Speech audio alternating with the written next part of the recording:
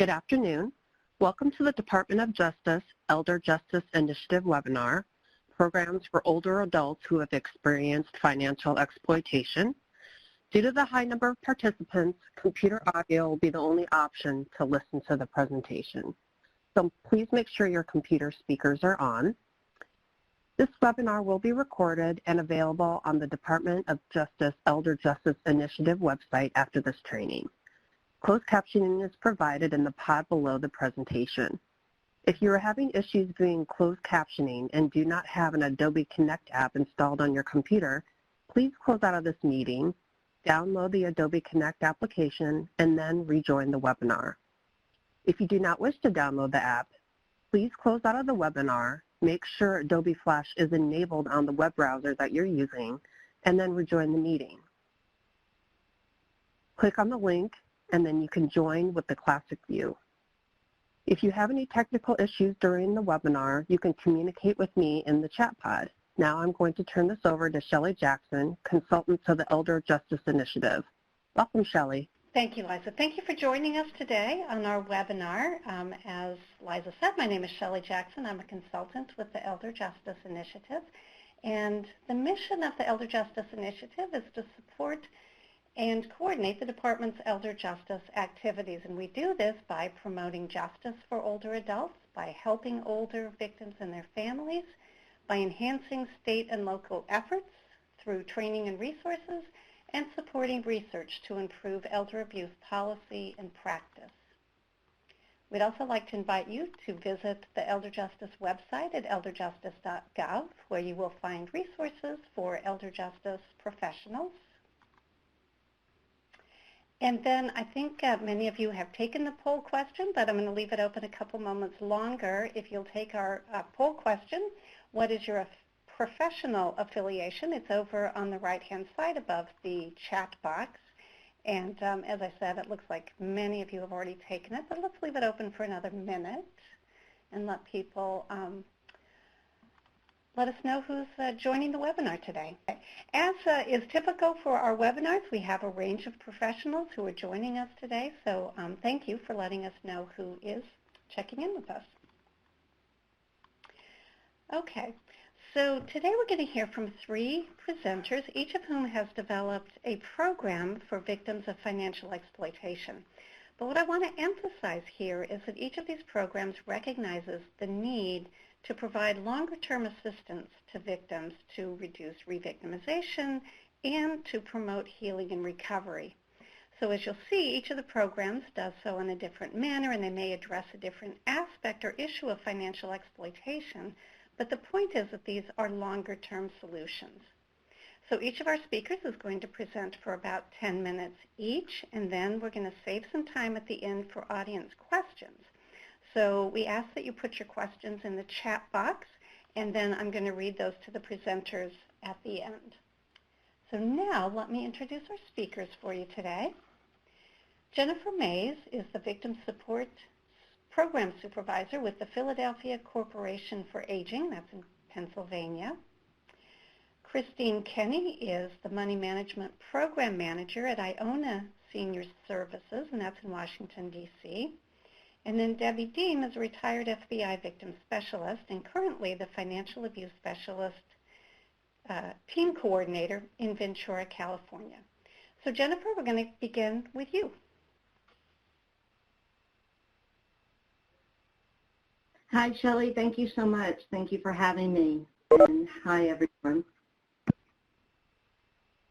So like Shelley said, my name is Jennifer Mays. I'm with the Philadelphia Corporation for Aging, and I run the VOCA-funded Victim Support Program. And we are part of the Older Adult Protective Services Program with the Philadelphia Corporation for Aging, which is the area agency on aging for the County of Philadelphia in the state of Pennsylvania. So what we do is we assist Philadelphia residents who are over the age of 60 and are a victim of abuse, neglect, and/or financial exploitation. My team is a dedicated and specialized unit of victim support coordinators who pick up a case once a victim is identified after the Older Adult Protective Services, OAPS, investigation is complete.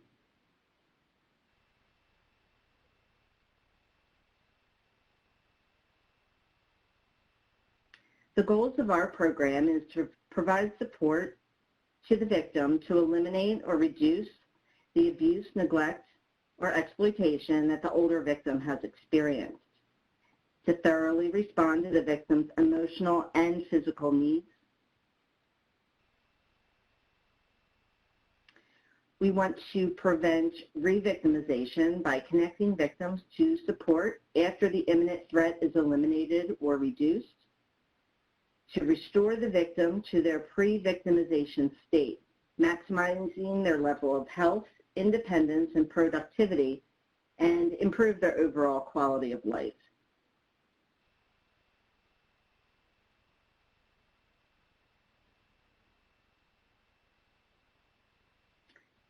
So within our program, we provide a vast array of services, and depending on the needs of a particular older adult victim, we will offer these services, and if the victim wants us to assist them in facilitating that, we will. So we support in reporting to law enforcement, and we collaborate with law enforcement as needed or as indicated, providing as much support to the victim as necessary. So whether that means taking them to the local precinct and assisting them with filing a report, or perhaps meeting them there and just being emotional support, things like that. We assist an older adult victim in meeting with legal service providers and collaborate with victim advocate agencies throughout the city of Philadelphia. We assist and facilitate with the completion of a victim impact statement.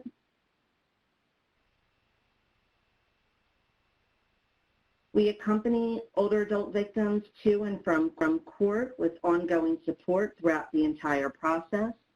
That's a big part of what we do.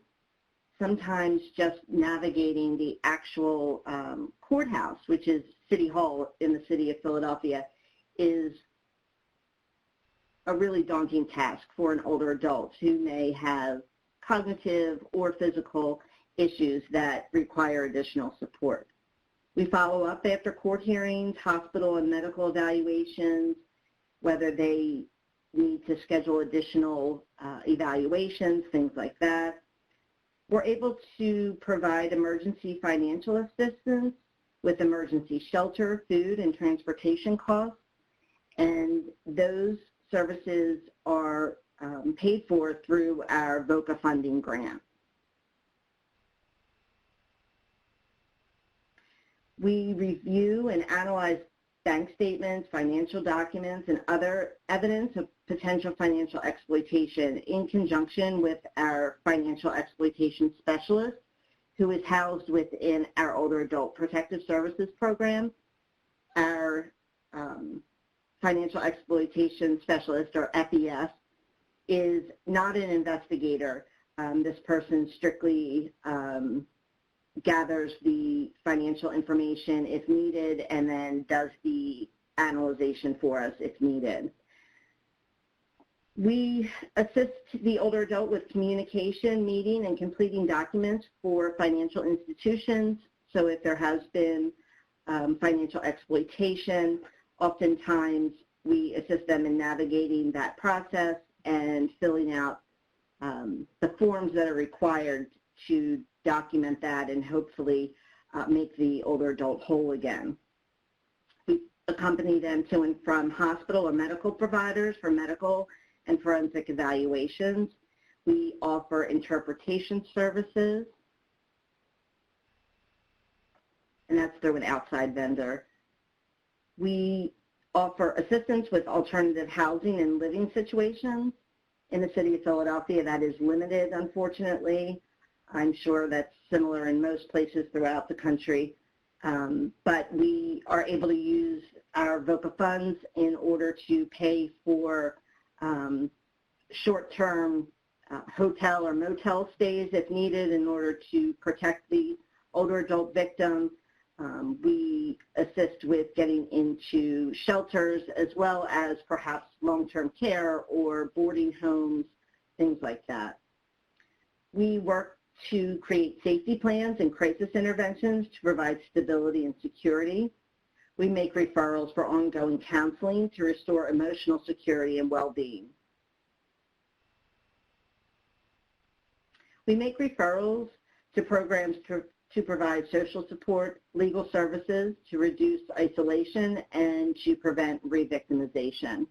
We work closely with the Senior Law Center here in the City of Philadelphia, along with community legal services that assist specifically older adults. We petition the courts to request the appointment of a guardian when the least restrictive interventions have been unsuccessful in ensuring the victim's financial and or their physical safety. We always look at guardianship as the last thing that we want to do, but is sometimes necessary in order to advocate for the older adults, to make them whole again in terms of filing additional, perhaps civil or criminal litigation, things like that. And we do quite a bit of cross-training of victim services providers across the city. So now I am going to hand off to Christine.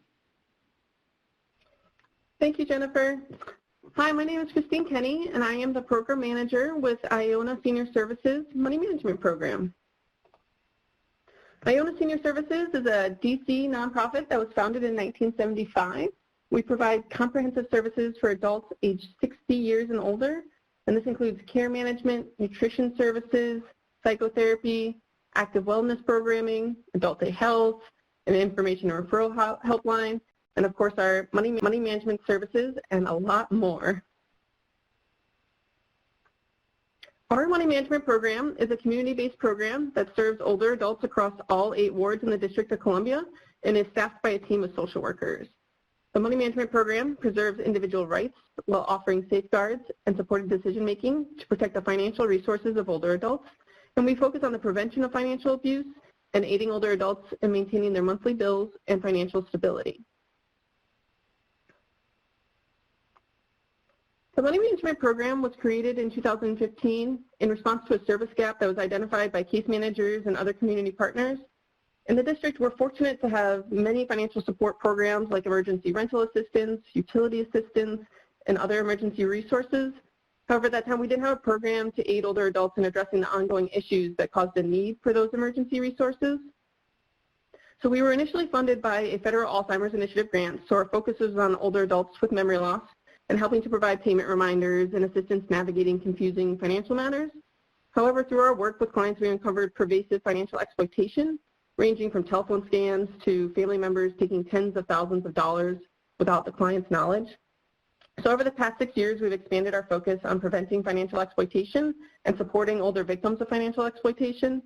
We work with our adult protective services to both report exploitation and financial abuse we uncover, but also to receive referrals from adult protective services to provide services for older adults that have become victims of financial exploitation, to provide additional safeguards and ongoing support. And our services include education about scams and financial basics at our adult wellness centers, one-on-one bill pay support, financial organization, and we are an organizational rep payee through the Social Security Administration. We typically receive referrals from adult protective services, our Department of Aging and Community Living, community case managers, property managers, attorneys, family members, neighbors, and even self-referrals. And just a few examples of the types of referrals that we get. One client was a homebound individual and was referred to us by their legal aid attorney. This individual was trusting a neighbor with their bank card to get a money order for their rent, but the neighbor instead was pocketing the rent money, and the client's rental arrears were growing without their knowledge until they received an eviction notice on their door.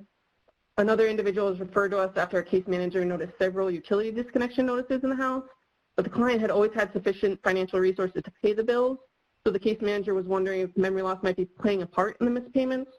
However, during our assessment, we realized the family member was draining that account each month without the client's knowledge. So that's why the utility payments weren't processing. And our eligibility requirements for our program is that the individual is a DC resident, is 60 years of age or older, and has an annual income greater, equal or less than $54,250. The money management program offers a less restrictive alternative to court intervention. And when we think about the least restrictive alternatives, we're talking about options that enable a person to maintain the maximum degree of autonomy and self-determination as possible, while only providing the level of intervention and protection that is necessary. So when we're thinking about least restrictive alternative related to financial affairs, some of the categories would be informal support, supported decision-making, powers of attorney, and rep payee. And so our money management program occupies the space in supported decision-making and rep payee. Within the money management program, we also seek to offer the least restrictive alternative within our services. So we focus on early intervention with community outreach and education about scams and financial basics, and then offer increasing levels of intervention depending on need to include one-on-one monthly bill pay assistance and organizational rep payee services.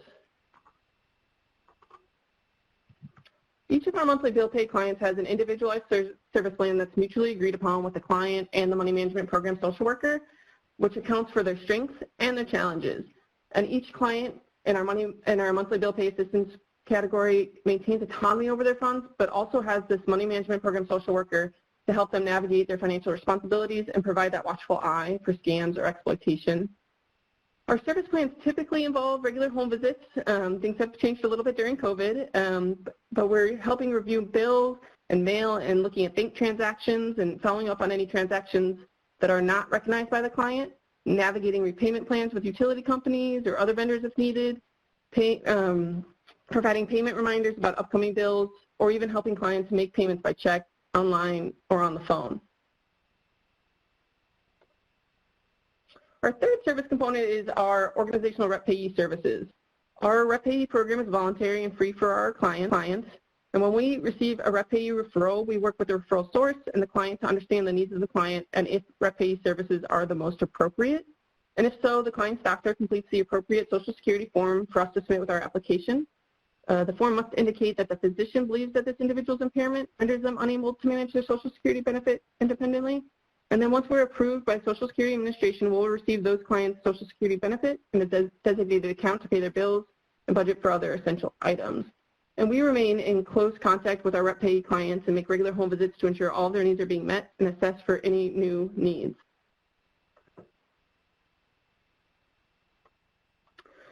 And our program is based on a social work model. So with all of our clients, we start with getting to know the individual, their values, and how they were managing their money before we became involved.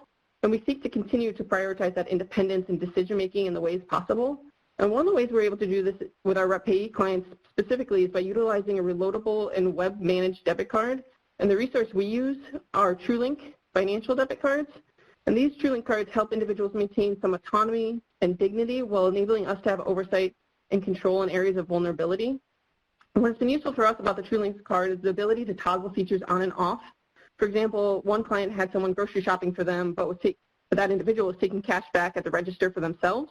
So we were able to turn that feature off, and they could no longer receive cash back. They also have the ability to automatically block anything that is on their scam watch list, which they constantly update.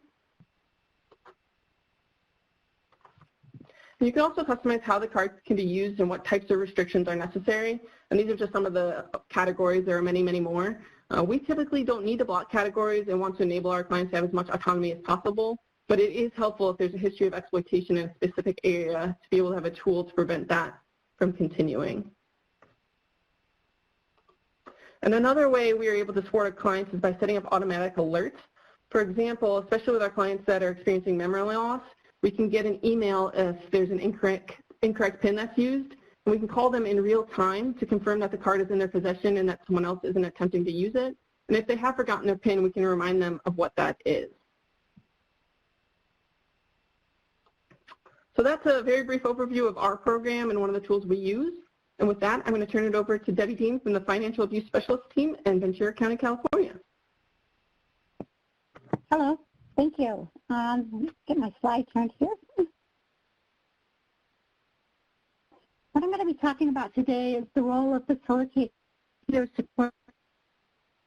And I'm actually not the person that started these programs. These were done by individual agencies.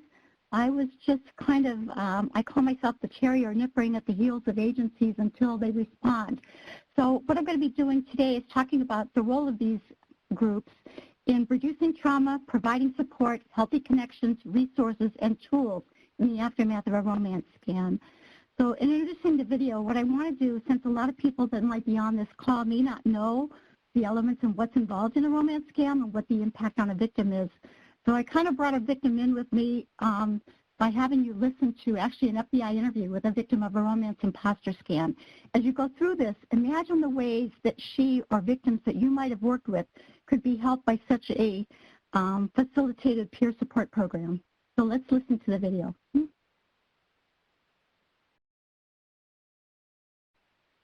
Started sharing pictures. I knew that just based on the conversations that we'd had, that he was someone that I would like to meet. I felt a real soul connection with him right away. We sang to each other, we prayed with each other, we talked about what happened at church on Sunday.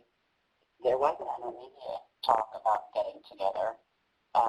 He was trying to finish up a job in California, and he needed some money to help finish that job up. And so I said, I thought about it long and hard, I prayed about it, and I've always been a very giving person. And I figured if I had money in the account, that I could send him some money, and he promised to have it back within 24, 48 hours. And I thought, I could do that, no one would ever know, and I'd be okay.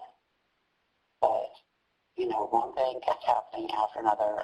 He'd need more money because he was coming in over budget. Things didn't get done on time, and, you know, he needed a lawyer. He had to take a money loan, and it needed to be paid back. Part of me thinks that he's going to come through and pay me back what he owes me and, you know, swoop in here, be the knight in shining armor. But it's just so absurd that there's a big part of me that doesn't believe that. And that is where this is all so pitiful, is because if he's a scammer, I've been so brainwashed, and I've lost everything. It's all I had. It's any inheritance that I could have passed on to my daughter. The loss of money was my future, and knowing that I wouldn't have to work, that I could just make it to the ripe old age of whatever and be perfectly comfortable. The loss that I've suffered emotionally, I think, has even been more traumatic. I can't even imagine a man, a person that could be this bad. So I think of him, I can't think of him that way. My mind keeps me from thinking of him that way because there can't be a man in this world that could be this horrible to have purposefully done what he's done to me. I don't want this to happen to anybody else. If they're real and if the love is real, they're going to want to see you as soon as possible. I mean, it's been 2.5 years, and I still haven't seen his face.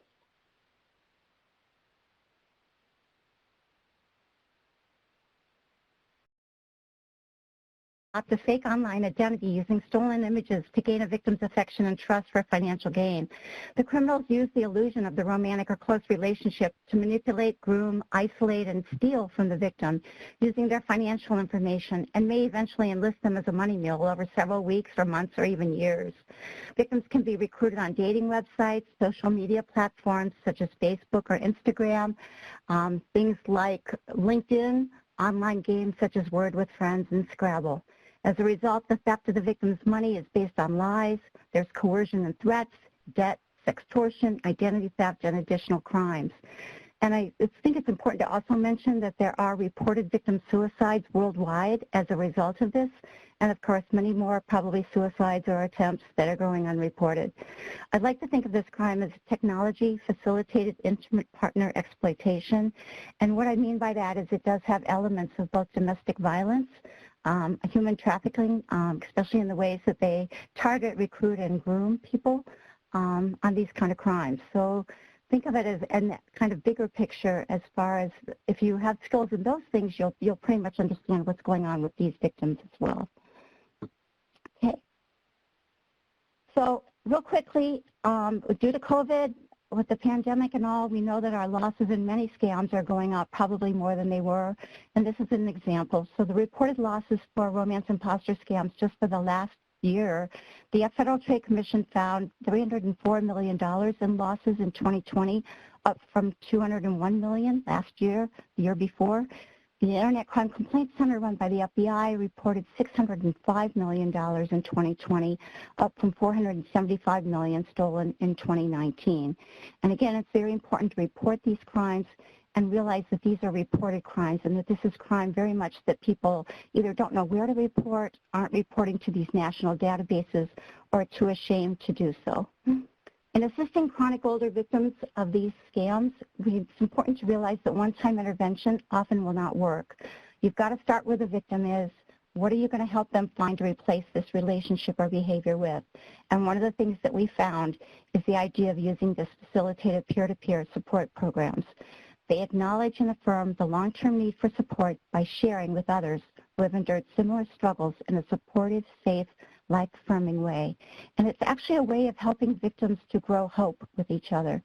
The first program that's really been ongoing, we had a couple others that I've been involved with for the last few years, but the one that's ongoing now that started was in 2016, and that's through Wise and Healthy Aging, a program that serves older adults and caregivers in Los Angeles, California. I have the website there listed, which is you can actually read the story of the first victim that kind of contacted me and how we got that started. Again, I'm not the person that's starting these groups. These are done through agencies that I'm kind of working with or pleading with to kind of help get programs like this going. It's available to victims aged 50 and older who live in Los Angeles County. It's Zoom and phone-based right now. It started out originally phone only, and it's been weekly, now monthly, kind of depending on who the facilitator is. The important thing about this, too, is they also in the past have had a kind of Facebook support group that it's closed, but it was just for members with a prior facilitator that many of the victims found very helpful. The other program in existence right now is through the Coalition for Family Harmony, and this is in Ventura County, and it got started out of just my request in doing a training for them on federal crimes of exploitation. It's a domestic violence sexual assault program, and that's kind of where they get their funding to do this. They offer 10 free counseling sessions, crisis counseling. It's open to all residents in California, and they do a weekly group through Google Hangouts.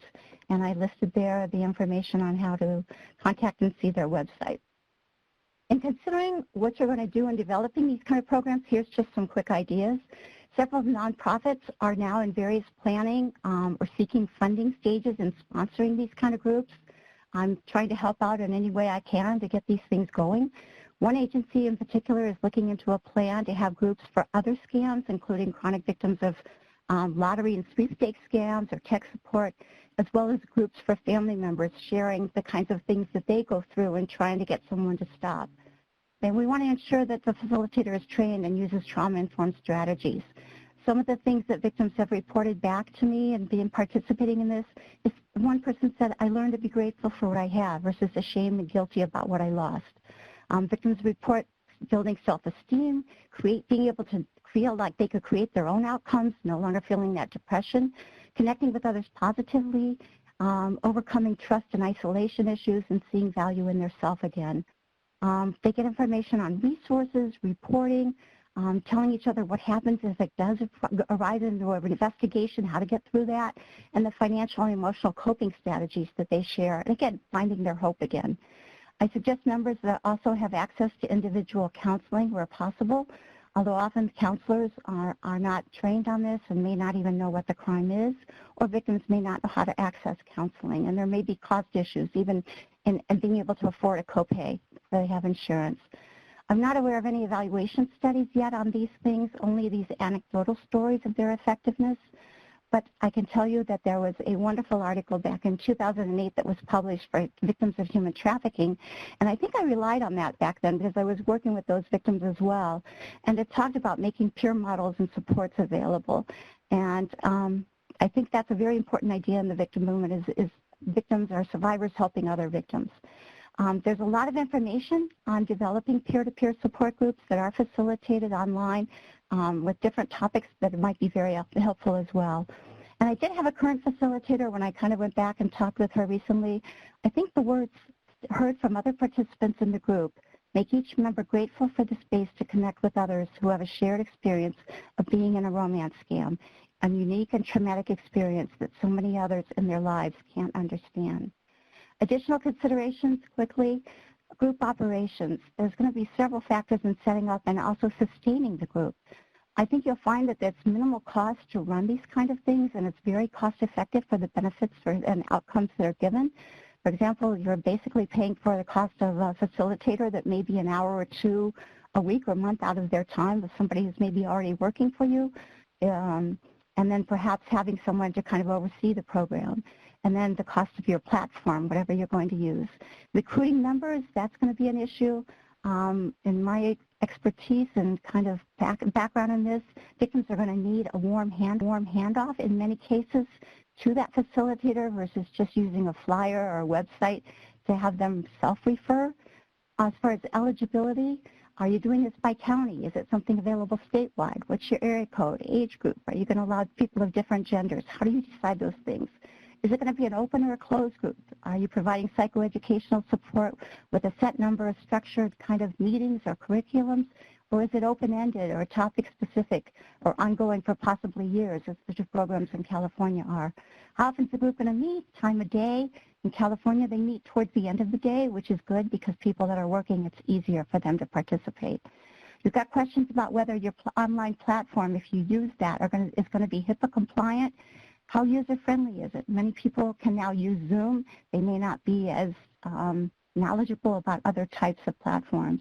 I suggest that you keep the phone option if you're using video conferencing for those that may not have stable access to the internet or also be too ashamed to kind of use that. Who's going to facilitate? Should they have a mental health license of some kind? Are you going to have survivors co-facilitate? If you do, pay them. What criteria and assessments are going to be needed for joining the group? How big a group are you going to have? What are your group rules regarding confidentiality? And is there a plan in place for dealing with crisis when a member is in distress or in need of intervention? And then the final issue that I think is really important is the sustainability of the group. How are you going to continue to recruit members after the group has started? It's an issue that I think has come up as far as the people on it. And finally, I think I want to mention there's also social media, online survivor groups that are going on right now. They're very much fulfilling an unmet need. A lot of these are on Facebook, Instagram, that kind of thing. And it's victims actually helping victims and family members, especially on these romance imposter scams. These groups are usually international in membership, the ones that I've kind of looked into or joined. I kind of did a survey, and I decided that the ones that are probably the most helpful are the ones that are established and been in existence for many years, have many members, and have some type of vetting or cancellation of members, because you do have scammers that get on there and again, try to take advantage or target these people that are already victims. The participants on these groups are providing amazing reports of what a great help these people are, tools on how to research the scammers, resources, information on reporting, and again, that giving hope by sharing with others who've gone through it. Of course, these aren't HIPAA compliant. There are privacy concerns, but for many people, that's the sole means of ongoing support, information, and resources. And then finally, and I'm not going to discuss this, but I do have for you 3 or 4 pages of just resources that I'm urging you to just explore. Just take a surf and get on some of these sites, take a peek, and recognize that they're resources. And again, anything I can do to help. Thank you. Okay, thank you, Debbie, and Christine and Jennifer. That was absolutely amazing and such wonderful work that you're doing. I think these are programs that, we'd love to see people replicate. I do have some questions in the chat box, so I think we'll turn to questions. If you have other questions, please put them in the chat box and we will get to those as well. I'm going to go back in time, so we'll start with questions for Debbie. So one question is, can we report these scams to I3C on behalf of the adults, even when they don't believe they're being scammed? And I think the question is, can somebody report for another person? Yes, you can for the Internet Crime Complaint Center as well as the Federal Trade Commission. Both will take reports from someone other than the injured party or the victim. You want to be as comprehensive in these reports as you can. You don't want to just say, you know, Debbie Deem was a victim of a crime. She had $100,000 or $1 million stolen in a romance scam by John Smith. You want to go in and you want to have the account information, you want to have the dates of the transaction, as much of the actual following the money kind of thing that will enable law enforcement to pursue those kinds of things. Okay. And also for Debbie, so this caller is suggesting that you know, many older adults don't have a computer or the internet. Does I3C take complaints regarding phone scams that might some older adults might be likely to receive or be a victim of? I always encourage people to file a report both with the Internet Crime Complaint Center, which is the FBI source for all sworn law enforcement to access for Internet crimes, as well as the Federal Trade Commission, which basically takes reports on all crimes. If you get it into both, you've got a much better chance of having someone possibly follow through. Again, be aware these are a library of complaints. But if it's a phone scam, make sure you're reporting to the Federal Trade Commission. That would be my #1 place for a phone scam, and then also to the Internet Crime Complaint Center.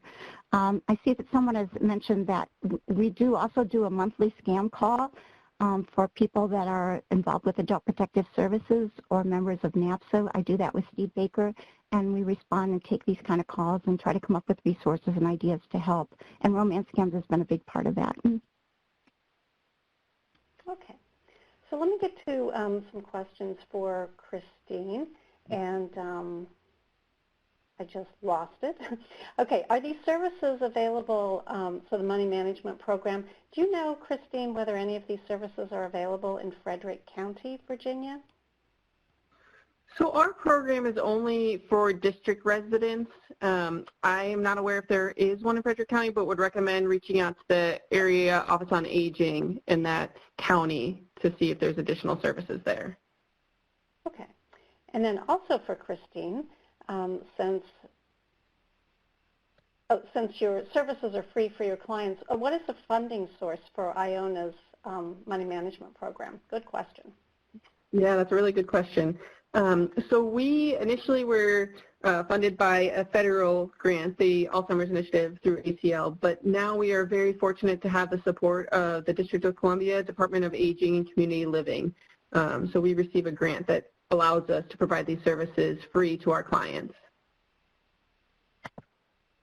And I think this is directed at you, but are any of, and maybe it's for any of you, but are there written materials available? And I think what I would be asking also is, you know, whether these are replicable programs. Are there any written materials about how to start and implement one of these programs?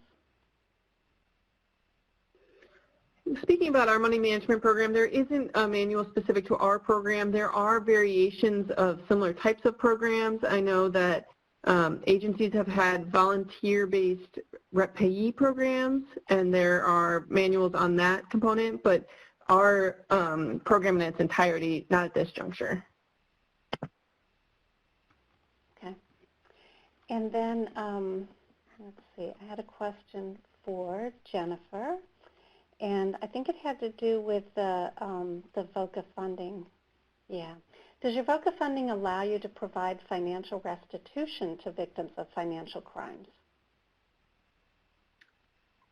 It does not.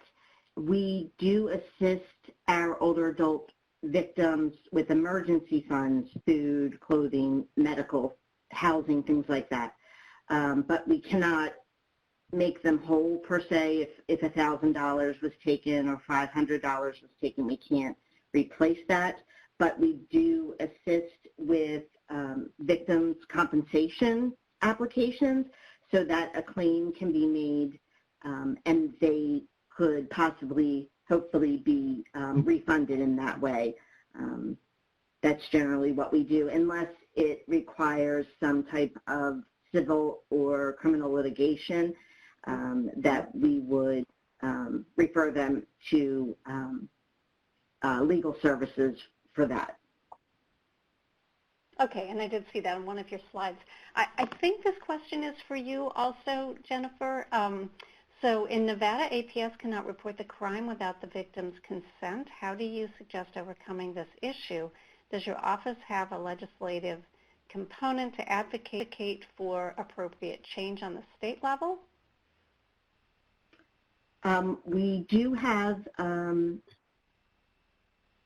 persons within our agency who advocate for us legislatively in terms of changing the laws, but it is the same for us in Philadelphia County and Pennsylvania that we cannot report without the consent of the older adult victim.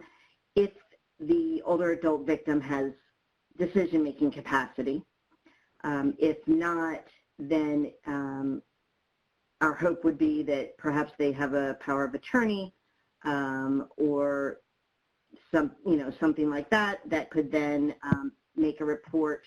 If not, we have needed to go towards guardianship, and then the guardian can report the crime on behalf of the older adult and then work through that civil or criminal litigation with them. But we have the same issue, and it's unfortunate. Okay. Thank you, Jennifer. So I think this is for Debbie.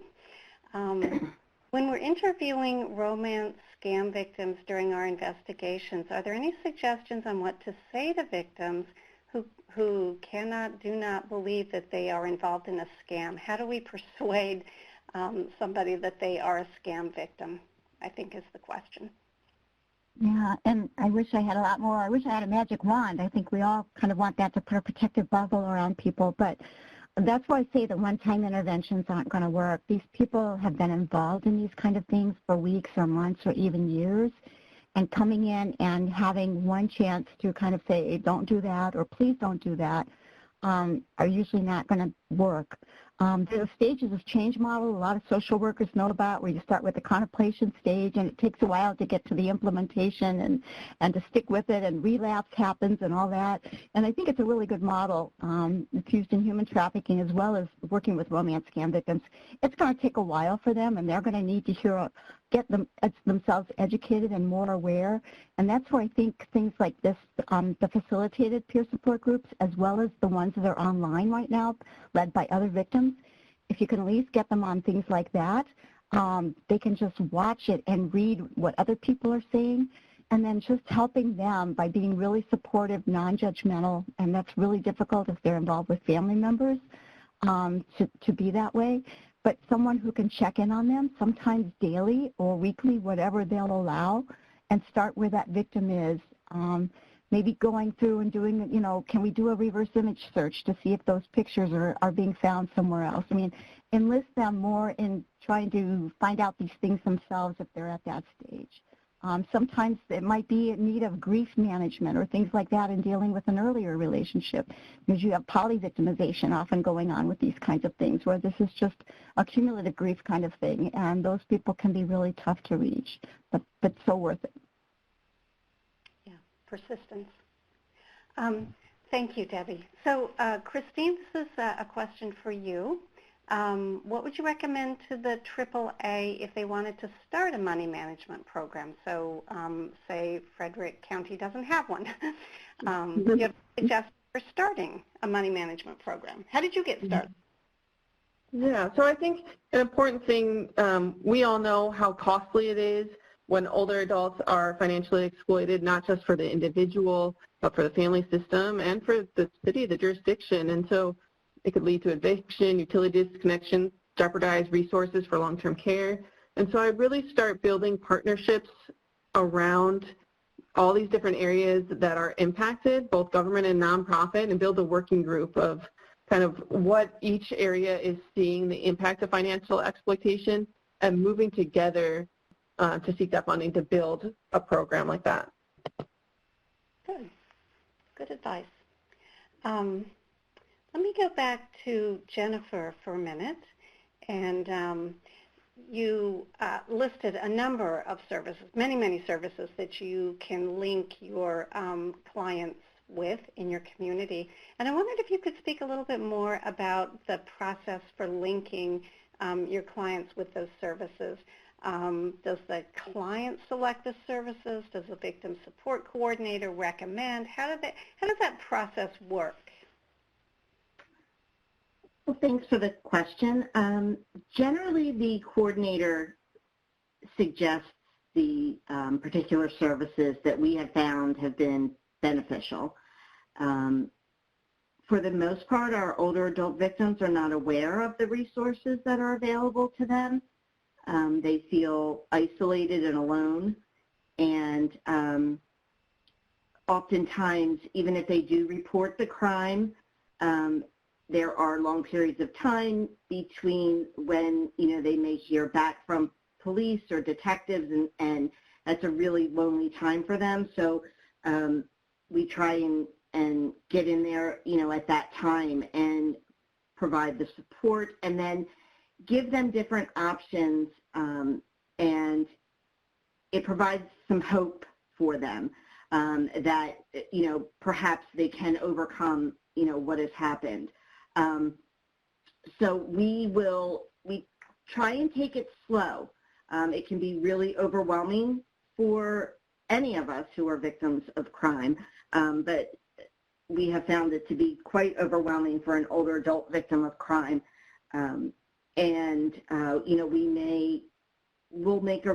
We'll talk to them perhaps about the senior law center, that the attorneys there specialize with persons just similar to them.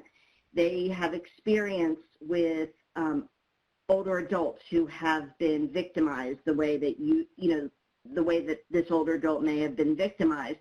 And we start out by requesting, how about we make a referral? You can talk to them. You can tell them your story and see if there are things that they can do to help you. We have found that helpful, so I send out that referral to them.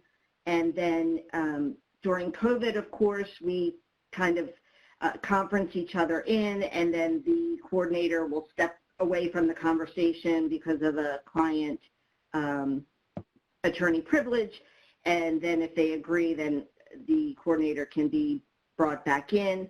In terms of protection from abuse orders, that is something that takes a lot of continual reassurance and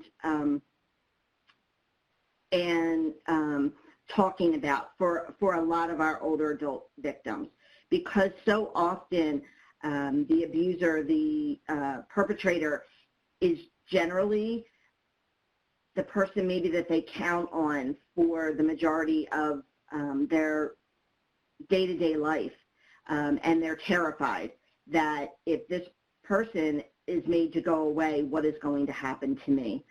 So at the same time that maybe we talk about protection from abuse orders and what that means and whether that will include, say, eviction if that person lives in their home, we incorporate that with, but these are the services that may be available to you, perhaps home and community-based services, so that an aide can come in, or a senior companion program through PCA where they're not going to be left alone. It's a lot of suggestion. It's a lot of providing as much detailed information as you can. It's taking it slow. It's always must be agreed upon by the older adult if they have that decision-making capacity. Then it's a different question if, in fact, the person is found, by a psychiatrist, psychologist to lack decision-making capacity, then that's a different conversation. But we don't just send resources and, tell them, let us know what you want to do. It's a lot of slow walking, hand holding, and support, reassurance, and providing hope. Yeah, that was a really nice explanation. And Christine, I'm going to ask you something similar to that.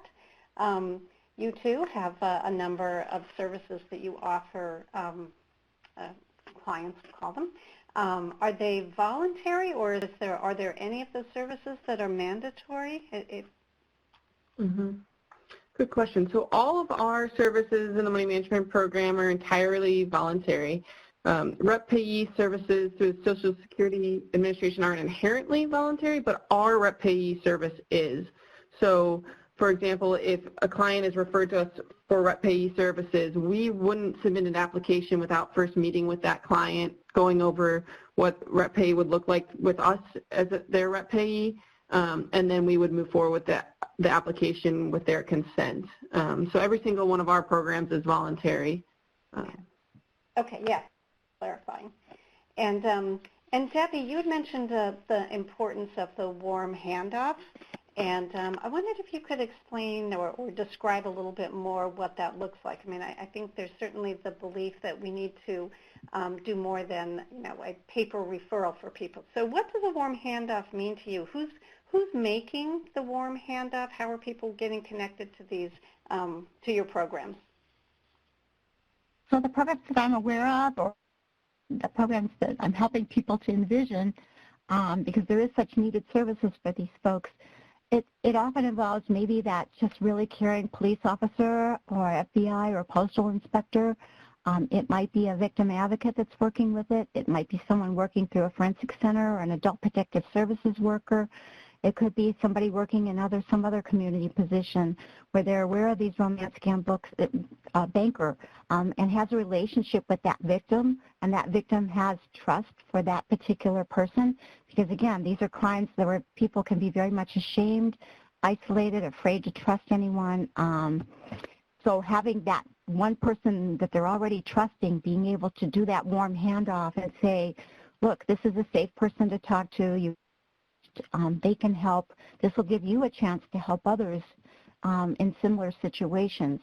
And then having that person who's going to have that facilitator role contact that person. Don't make that victim have to call in to access the program, because in my experience, many victims won't make that first call. So having the information and having that victim say, yes, that's something I would be interested in having them contact me, then be that person that can contact the facilitator and say, I have the approval of, Camille, and Camille says that it's okay to call her. And then the person that does that facilitating will introduce themselves and welcome them into the group and tell them a little bit more about it if they're interested.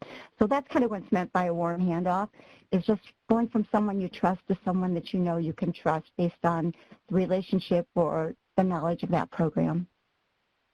That's really helpful. That's exactly what I was wondering. So I have one question here, and we probably have time for one or two more. It's a long one, so hang on, and I think anybody can answer it. But so regarding the least restrictive alternative, how often do you see this scenario? Rather than going for least restrictive, going for full court-appointed guardianship in which the older adult loses rights completely, their long-term homes liquidated, their proceeds paying legal fees of long-term care facilities instead of aging in place in their home. I think there's a lot of emphasis on trying to provide supports other than guardianship, and I think so the person seems to be asking, are we really moving in that direction? I think. This is Jennifer. I'd be happy to take part of that. Guardianship is necessary in some cases, unfortunately. I can tell you that one of the major missions of PCA and the Older Adult Protective Services, and it's something that we start off with and end with, is trying to do everything possible to allow our older adults to age in place, to stay in their home if that's what they want. That is always our end goal, if that's what the older adult wants. We cannot, you know, even if we find that someone is at imminent risk and that maybe we feel, or an investigator or coordinator feels that long-term care is best for them, we cannot take them from their home and place them in a facility by any means. That would be a decision that's either made by the older adult's family, or their 169 decision maker, or a guardian. We really try. I don't have statistics, but I have cases that go on much longer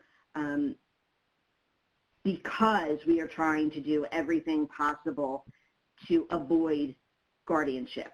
You know, our older adult protective services program may be paying for home health aid services for months and years, trying to do everything we can to get them enrolled in a home and community-based services program to provide that care rather than seeking guardianship. I hope that answers the question. Yeah, thank you, Jennifer. I think our time is up, and so I would like to thank our speakers, Debbie Deem, Christine Kenny, and Jennifer Mays, for informing us about these wonderful programs. Liza, I will let you take us out. Thank you for joining the meeting, everybody, and the recording will be posted in about a week.